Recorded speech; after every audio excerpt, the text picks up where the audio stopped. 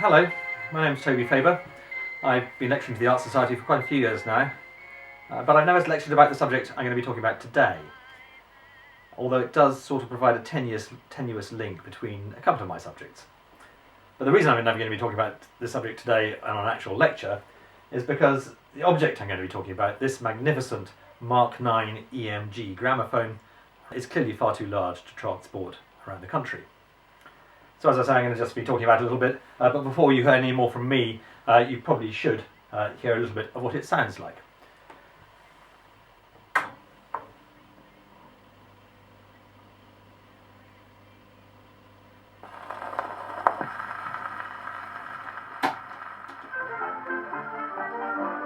Just a moment. You're in an awful hurry. Where are you off to? I'm off to Switzerland to do a bit of yachting and climb the Swiss mountains. I say, don't people often fall off? Often? No, only once. Once a big professor had water on the brain. That's the thing he'll never have again. He went out to Switzerland to see if milk was white. He found it was, I know, because he said to me last night, "Well, it's milking time in Switzerland. All the little cows go moo. When it's milking time in Switzerland, all the snow falls off the mountains. Milk turns into cream. Cream turns into cheese. Cheese turns into butter. And when that begins to freeze, all the dairy maids and dairy men yodel out with all that might. When it's milking time in Switzerland, Saturday, Sunday night. When it's milking time in Switzerland, all the little cows go moo. Oh, I love Switzerland. I do really. We have some beautiful cheeses here. In fact, most of it grew here. oh. You might feel you've heard enough of that for the time being. That was, as you probably gathered, When It's Milking Time in Switzerland, as sung by Cicely Courtnidge, comédienne, as it says on the label. Now, of course, I was worried about the copyright position on the extracts I was going to be playing to accompany today's talk, so I investigated that a bit. You'll be glad to know that the copyright in recordings runs out 50 years after they were made. Obviously, all the recordings I'm going to be playing you today on 78s, they are all well over 50 years old.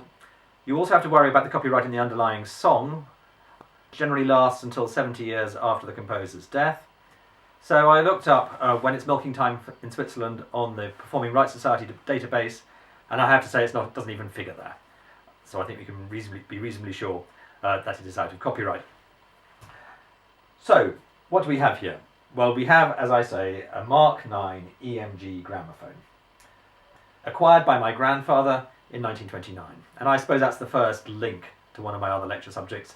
That grandfather, Geoffrey Faber, was also the man who founded Faber Faber, which is one of the subjects I talk about.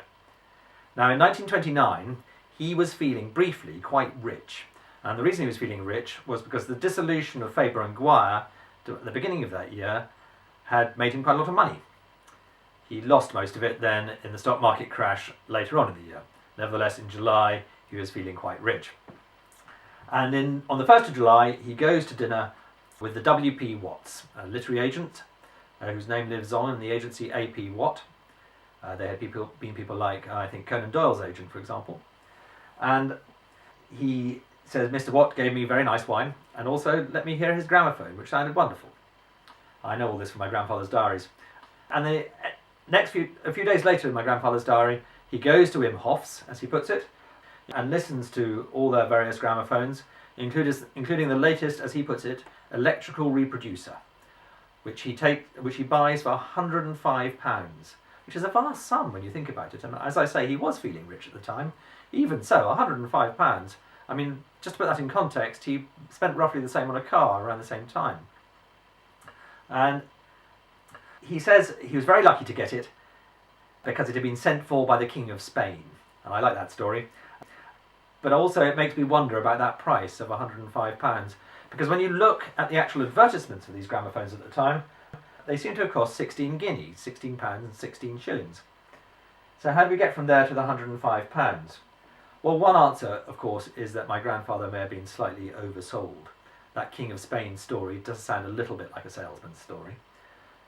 The other possibility, however, is his reference in that diary to electrical. Because, as you'll see for the advertisement, standard Mark IX would have been a wind-up gramophone, whereas this one has always had its turntable driven by electricity, by an electric motor. And I suppose that might have been responsible for the greater price. So electrical from the point of view of the transmission on the motor, but absolutely not electrical from the point of view of the acoustics, which is based entirely on the magnificent horn that you see here. And I'm just going to explain a little bit how it works by starting, of course, at one end with the needle. So we have the needles of these EMG gramophones,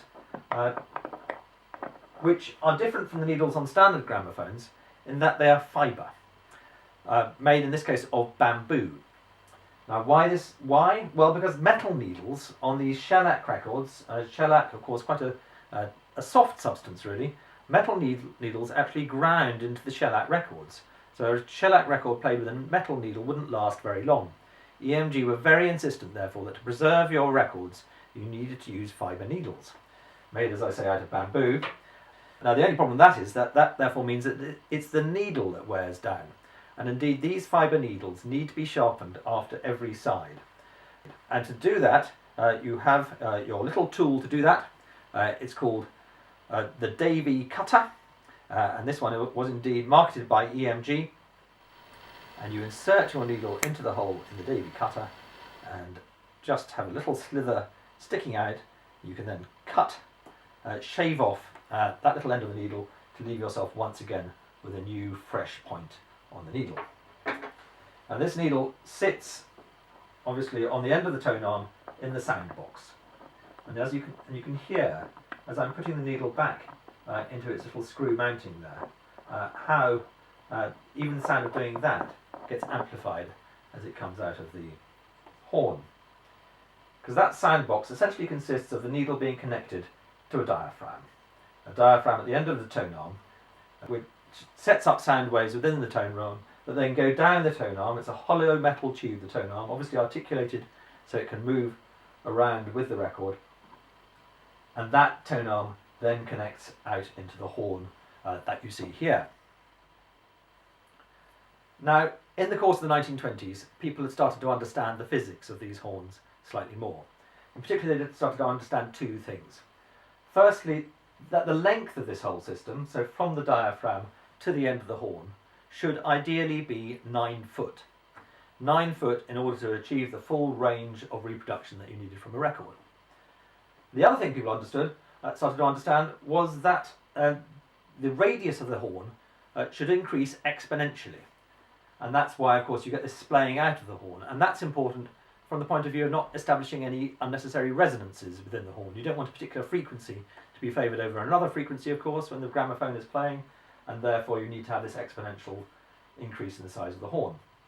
Now, people had achieved these understandings in the course of the 1920s, but it was the EMG company which was the first really to translate that understanding into practice. And they translated it into practice, well, in a series of models. The Mark 9 was one of the most popular, and in particular they realised they could do it by constructing their horns in the way this one is, out of layered paper. You can see how they're achieving their length essentially by having bends so that the whole system can be 9 foot long. And then the horn itself is constructed out of this layered paper, which is A, easy to construct, and B, makes the horn relatively light. You can see how I can lift it off its mounting here. It's got a lovely brass mounting by which it sits on the end of the tube that obviously the tone arm ends in. This gramophone has been in my family's possession, of course, since my grandfather bought it. It was inherited from him by my father, who had it sitting in his room in college for years and years and years. My father was a physicist at Cambridge, and this gramophone undoubtedly inspired some of his physics, so much so that in 1984 he wrote a question that appeared in the Part 1B Advanced Physics Tripos, all about the physics of gramophone horns, in particular about that need for the radius to expand exponentially. I also did physics at Cambridge. A couple of years after that I came across, I was doing Part 1B Natural Sciences, including Advanced Physics. I'm very glad I wasn't doing it in 1984, because I have to say, when I came across that question in a past paper, I found it absolutely impossible. And I was somebody who knew the gramophone. I still found it impossible. All I can do is apologise to anybody who came upon it at the time. And in due course, of course, after my father's death, I took over this magnificent object. By which time, however, the machine had suffered. In particular, the horn had suffered. This layered paper construction is quite weak, and in particular there was a pretty standard weakness in these horns that they start to sag here at the bend in the horn. And indeed this horn was sagging dreadfully by the time I took over the machine. I wasn't quite sure what to do about it, but by then the internet was in operation, and of course I managed to find the ideal person on the internet to help me repair this gramophone. He was a man called Frank James, who very sadly died last year, who had made a number of things his life's work, but one of them was understanding EMG gramophones. He'd constructed a special mounting tool that you could put the horn on so you can then repair the layers of paper to reconstruct it in the way you see here. He'd also got interested enough in the whole story of the company EMG to write a whole book about the EMG story, which he gave me a copy of. And that told me a few things, actually. One of the most interesting things I think it told me was about the name. You kind of think when you hear that name EMG that it stands for something. Electromechanical gramophone, perhaps, something like that. No, it actually stands for the initials of the man who started the company. Ellis Michael Ginn, he was called. He was apparently, by all accounts, a great salesman. And I can absolutely imagine him being the person who persuaded my grandfather to spend £105 on this gramophone back in 1929. On the other hand, he wasn't around in that company much longer, because as Frank's book told me, in 1930, Mr. Ginn was actually ousted from the company that he had founded, which bore his name. He went on to found another gramophone company called the Expert Gramophones, who made gramophones that I suppose are the only real rivals to EMGs from that era.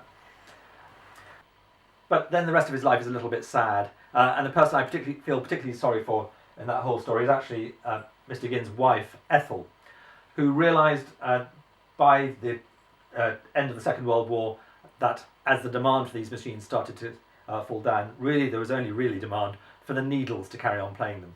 And she was the person who would sit in the basement every day making more of these fibre needles, which is a rather sad way, I think, for one's life to play out. But she did indeed make fibre needles, and I've still got a batch of them here, as you can see.